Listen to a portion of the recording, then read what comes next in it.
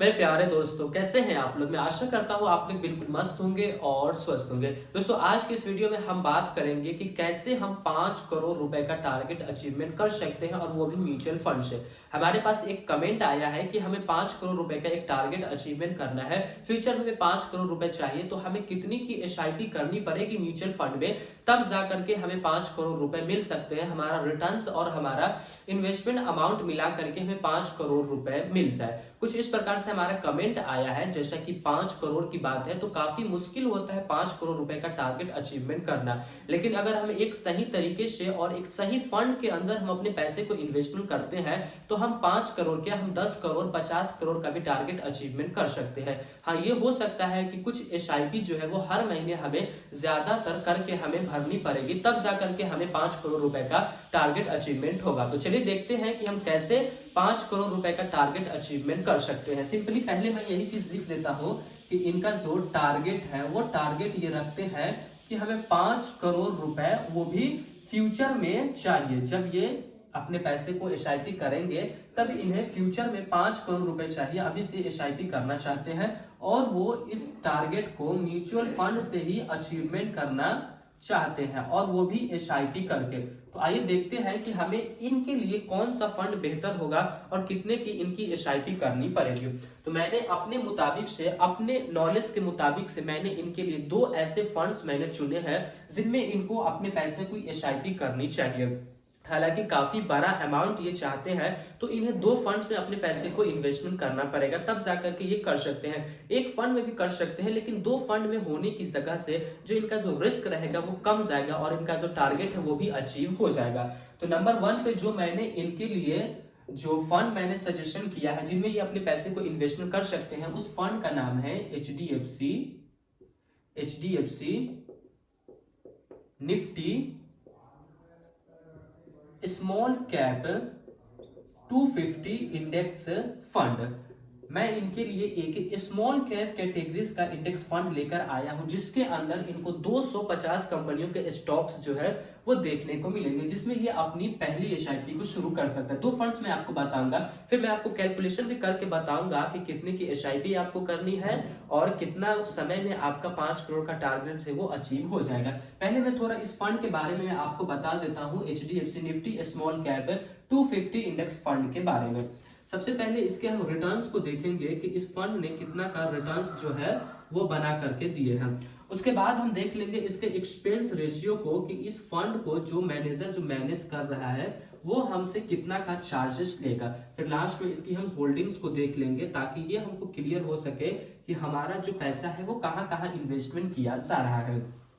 Returns की अगर हम बात करें तो ऑल ओवर रिटर्न्स जब से ये फंड आया है तब से इस फंड ने 75% का रिटर्न्स जो है वो बना करके दिया है। आप कहेंगे काफी ज्यादा रिटर्न्स इस फंड ने बना करके दिया है, लेकिन मैं आपको बता दूं कि इस फंड को आए हुए अभी ज्यादा दिन नहीं हुए हैं, बल्कि अगर साल 2024 में, ये जनवरी के महीने में ये वीडियो बन रही है, तो इस फंड को आए हुए केवल 7 महीने ही हुए हैं। तो टोटल 7 महीने के अंदर में इस फंड ने 75% का रिटर्न्स जो है वो लोगों को बना करके दिया है। एक्सपेंस रेशियो की अगर हम बात करें तो एक्सपेंस रेशियो आपको यहाँ से बहुत ही कम देना पड़ेगा। जो आपका एक्सपेंस रेशियो होता है 0.3% का एक्सपेंस रेशियो, यानी कि हम ये कहें तो 100 रुपए के अंदर में आपको मात्र 30 पैसा एक्सपेंस रेशियो जो है वो देना है। अब हम होल्डिंग्स की बात करते हैं कि हम जो इस फंड में अपने पैसे को इन्वेस्टमेंट करेंगे तो हमारा पैसा कहां कहां जाएगा।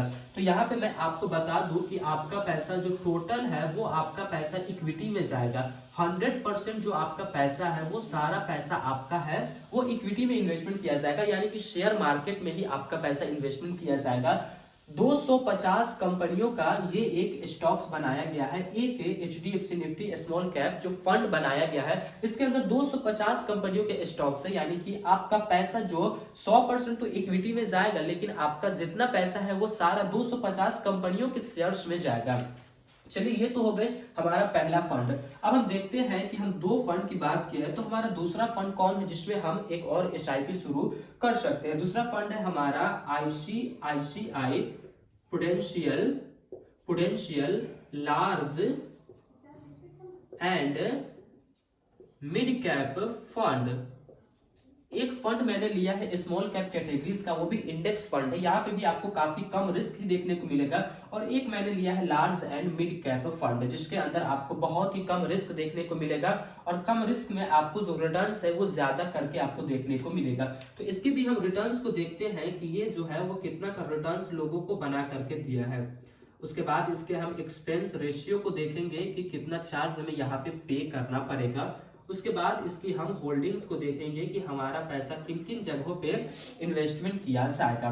रिटर्न्स की अगर हम बात करें, ऑल ओवर रिटर्न्स, ये फंड जो है वो काफी पुराना है, तकरीबन 10-15 साल पुराना, 10 साल पुराना मान के चले कि ये फंड जो है वो हमें देखने को मिलता है। तो 10 सालों का अगर हम रिकॉर्ड इसका देखें तो इस फंड ने ऑल ओवर रिटर्न्स जो है वो 20% का रिटर्न लोगों को बना करके दिया है।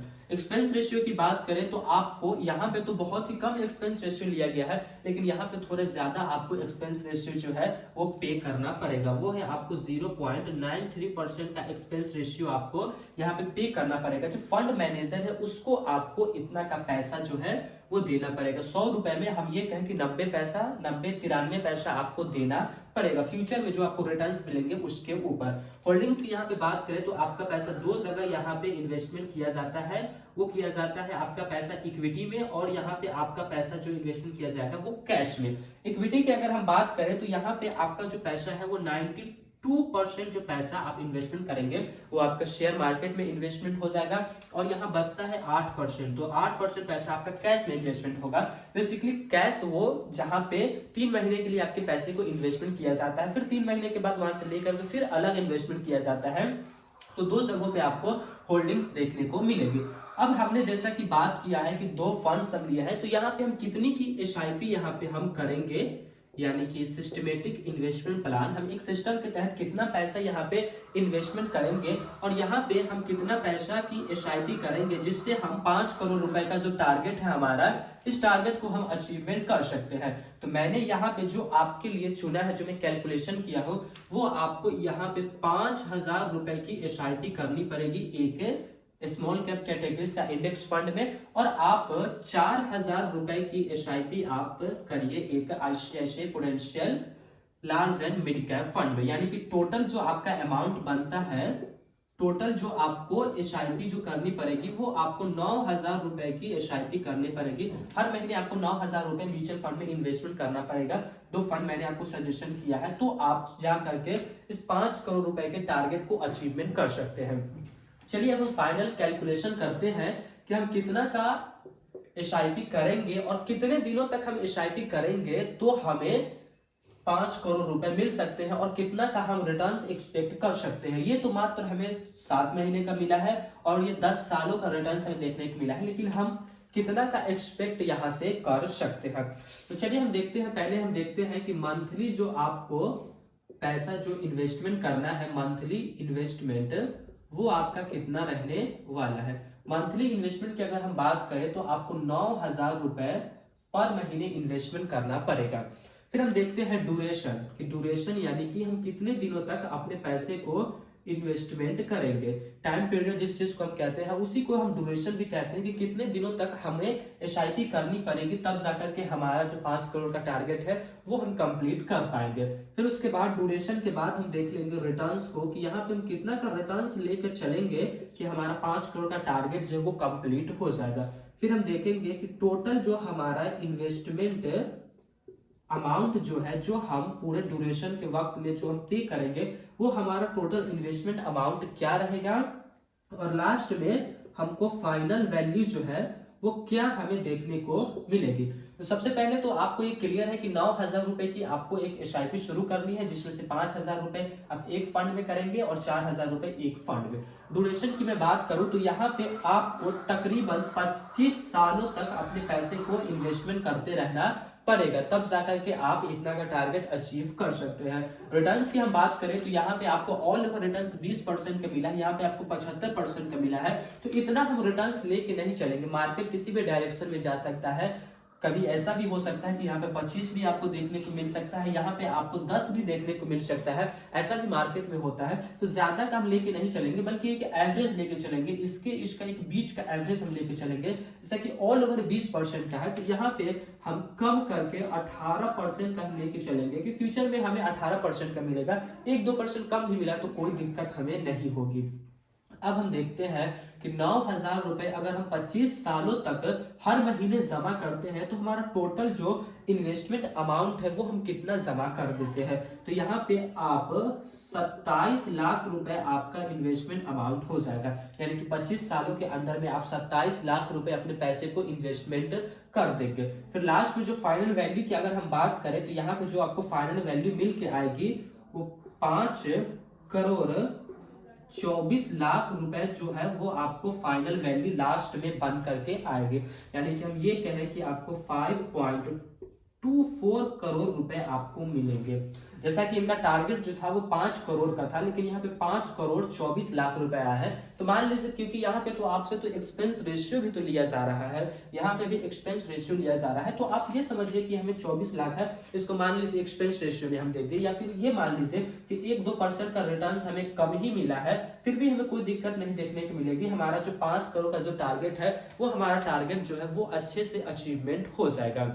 तो मैं आशा करता हूं कि जो लोग ये कमेंट किए थे कि 5 करोड़ का टारगेट अचीवमेंट करना है, उनको इस वीडियो से अच्छी समझ आ गई होगी और वो इन्वेस्टमेंट करने के लिए तैयार हो गए होंगे। लेकिन मैं एक आपको डिस्क्लेमर कहना चाहूंगा कि ये वीडियोस कोई सजेशनल वीडियोस नहीं है कि आप इसी फंड में अपने पैसे को इन्वेस्टमेंट करें और ऐसे ही आप अपनी कैलकुलेशन करें, ऐसा बिल्कुल नहीं है। बल्कि ये एक एजुकेशनल पर्पस के लिए वीडियोस बनाई गई है ताकि आपको एक अच्छा नॉलेज मिल सके, ताकि उसके बेस पे आप अच्छे इन्वेस्टमेंट को कर सके। लेकिन आप जब भी अपने पैसे को इन्वेस्टमेंट करें तो आपके जो फाइनेंस के कोच है जिनसे आप सलाह ले करके अपने पैसे को इन्वेस्टमेंट करते हैं, उनसे आप एक बार जरूर सलाह लें, तभी आप अपने पैसे को इन्वेस्टमेंट करें।